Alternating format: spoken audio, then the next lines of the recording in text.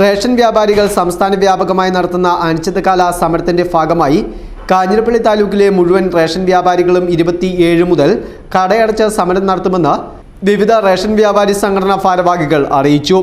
7 വർഷമായി വേതന വർധന നടപ്പാക്കാത്തതിൽ പ്രതിഷേധിച്ചാണ് സമരം. റേഷൻ വ്യാപാരികളുടെ വിവിധ സംഘടനകൾ സംയുക്തമായി നടത്തുന്ന സമരത്തിന്റെ താലൂക്ക് തല ഉദ്ഘാടനം 27-ാം തീയതി രാവിലെ 10 മണിക്ക് കാഞ്ഞിരപ്പള്ളി സിവിൽ സ്റ്റേഷന് മുന്നിൽ നടക്കും. AKRRDA താലൂക്ക് രക്ഷാധികാരി KC റജിയുടെ അധ്യക്ഷതയിൽ KREU സംസ്ഥാന സമിതി അംഗം P ഇർഷാദ് ഉദ്ഘാടനം ചെയ്യും.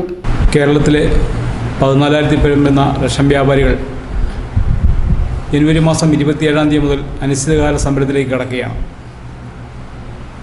നിലവിൽ 4ഓളം സംഘടനകൾ കേരളത്തിലുണ്ടെങ്കിലും എല്ലാ സംഘടനകളും സംയുക്തമായ ഒരു സമരമാണ് ഇപ്പോൾ ആരംഭിക്കാൻ തീരുമാനിച്ചിരിക്കുന്നത്.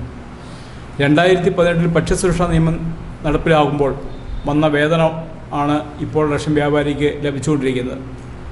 7 വർഷമായിട്ടും യാതൊരുവിധ വർധനവും വരുത്താത്ത സാഹചര്യത്തിൽ നമുക്ക് സമരമായിട്ട് മുന്നോട്ട് പോകാതെ യാതൊരു മാർഗവുമില്ല. എല്ലാ ജീവിത ചെലവുകളും വർദ്ധിച്ച സാഹചര്യത്തിൽ നമുക്ക് ഒരു തരത്തിലുള്ള വർധനവ് ഇല്ലാത്ത സാഹചര്യത്തിൽ സമരമല്ലാതൊരു മാർഗവും ഞങ്ങളുടെ മുമ്പിലില്ല.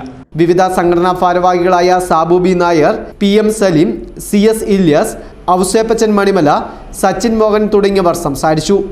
News bureau, Kanjirappally.